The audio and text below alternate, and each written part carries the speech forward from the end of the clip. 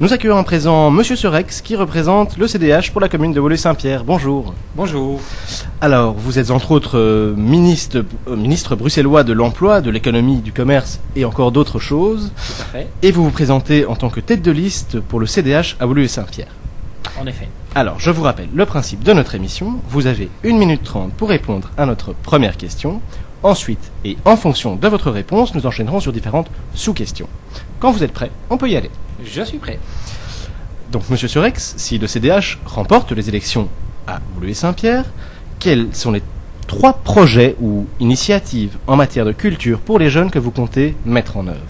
Alors, on a la chance d'avoir de très belles infrastructures culturelles à Woluwe-Saint-Pierre. Je pense au centre culturel, à l'académie, à la comédie Claude Voltaire, au cinéma Le Stockel, un cinéma de quartier. Il y a encore peu de communes qui ont des petits cinémas de quartier. Le théâtre Saint-Michel également.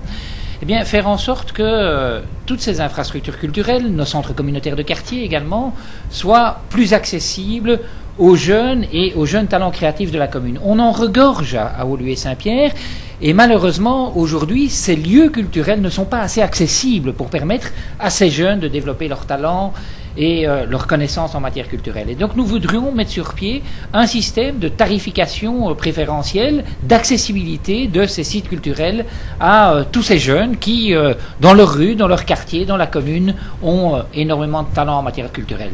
D'autre part, je souhaiterais aussi mieux coordonner l'offre culturelle dans les communes voisines avec celle de Woluwe-Saint-Pierre. On a le centre culturel de Woluwe, on a celui de Derghem qui est situé à quelques centaines de mètres de là, Woluwe-Billis, Woluwe-Saint-Lambert, pas très loin. Eh bien, évitons de dupliquer les offres de spectacle, mettons-nous autour de la table et faisons une programmation qui est une programmation où chacun a sa cible. Et Woluwe-Saint-Pierre, moi je souhaiterais qu'elle soit particulièrement axée sur le jeune public. 3, je pense qu'il faut mieux communiquer sur l'offre culturelle. Vous savez, aujourd'hui, comment est-ce que les jeunes communiquent? Bien, par mail, par Facebook, par SMS. Eh bien, pourquoi est-ce qu'on ne les informerait pas, notamment par SMS, des différents spectacles qui ont lieu sur le territoire de la commune?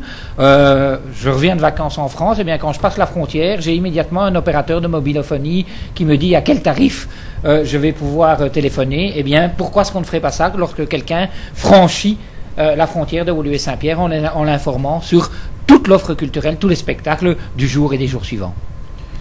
Donc, si j'ai bien compris, vous, en termes de communication, vous voulez vraiment attirer un public jeune par les nouveaux médias?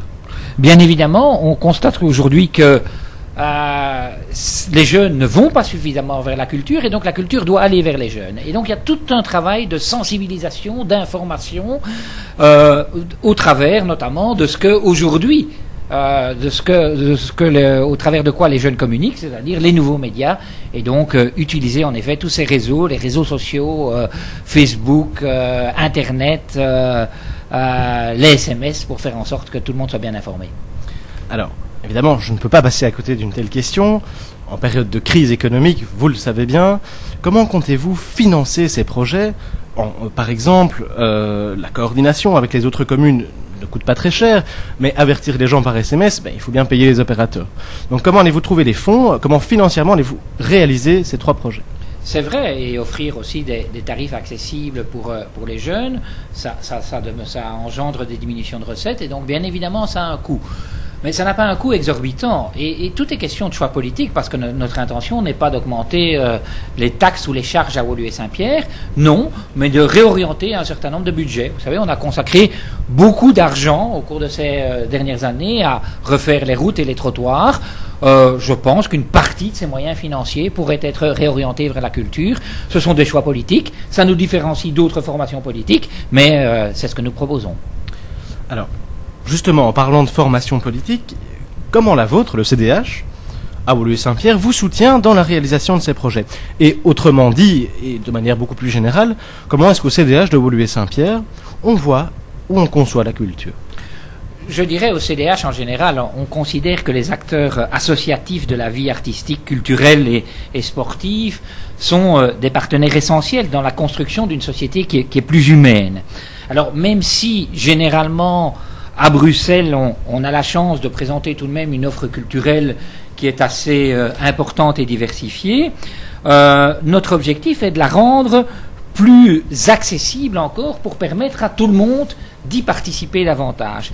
Et ça, c'est, me semble-t-il, fondamental. Alors, avec une vision peut-être un peu plus globale aussi de la culture en région bruxelloise. Vous savez, aujourd'hui, il y a 41 ministres ou échevins qui ont une compétence culturelle à Bruxelles. C'est difficile d'avoir alors une vision qui est une vision globale, intégrée de la politique culturelle. Ce que je propose pour Oderghem et Woluwe Saint-Lambert, je pense qu'on devrait le faire aussi pour l'ensemble de Bruxelles. C'est aussi assurer une gestion cohérente de l'ensemble des infrastructures culturelles ici à Bruxelles, coordonner la programmation, organiser un cadastre aussi des formations culturelles. Travailler en partenariat avec les écoles, c'est important. Si on veut que la jeune génération s'intéresse à la culture, eh bien c'est important que la culture aille dans les écoles, qu'un certain nombre de spectacles leur soient proposés, qu'on le fasse également dans les quartiers de la commune. Nous avons la chance à Woluwe Saint-Pierre d'avoir des centres communautaires de quartier, Jolibois, le Champ d'Oiseaux, Crous, Stockel, eh bien faire en sorte que une programmation culturelle se décline également au travers des quartiers. J'insisterai également sur un dernier élément, qui est le fait de développer la culture dans l'espace public. Un certain nombre d'œuvres d'art qui peuvent agrémenter les voiries, agrémenter nos trottoirs, agrémenter nos paysages à Woluwe Saint-Pierre, développer une offre culturelle plus importante dans l'espace public. Alors, en revenant un petit peu plus sur les jeunes maintenant, on sait que bien souvent ils ont une mauvaise image, un problème de reconnaissance, que ce soit dans leur vie de tous les jours, dans leur vie professionnelle, mais aussi leur vie artistique. En quoi les projets que vous venez de nous présenter vont leur permettre d'avoir une meilleure image, d'être au centre des attentions, mais cette fois-ci d'une manière positive?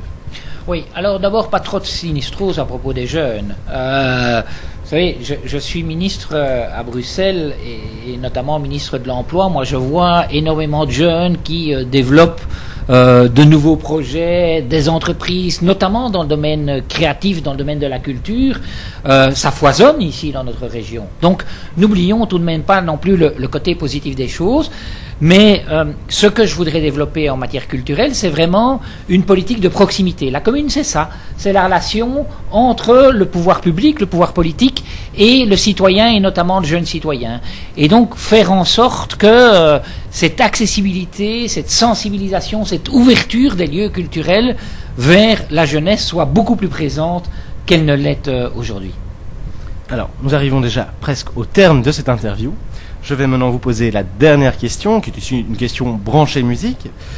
Est-ce que vous-même, ou avec l'aide des CDH de Woluwe Saint-Pierre, ou peut-être des jeunes CDH, des EDH par exemple, est-ce que vous organisez ou soutenez un événement qui a pour but de faire découvrir un style de musique bien particulier ou un genre de musique particulier? Alors j'ai un grand rêve, ou je dirais un grand projet, parce que s'il y a un reproche qu'on peut formuler à Woluwe Saint-Pierre, c'est d'être parfois un peu trop une commune dortoir et pas une commune qui vit, qui est suffisamment conviviale, qui est suffisamment ouverte sur sa jeunesse.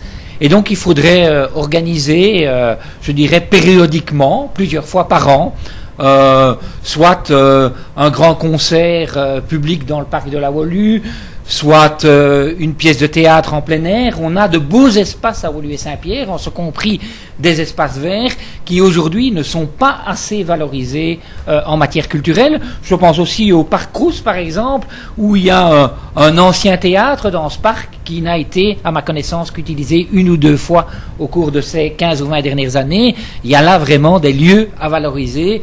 Et mon rêve serait, notamment pendant les périodes d'été, de pouvoir y organiser toute une série d'activités culturelles et notamment des concerts. Eh bien, un grand merci d'être venu répondre à toutes nos questions.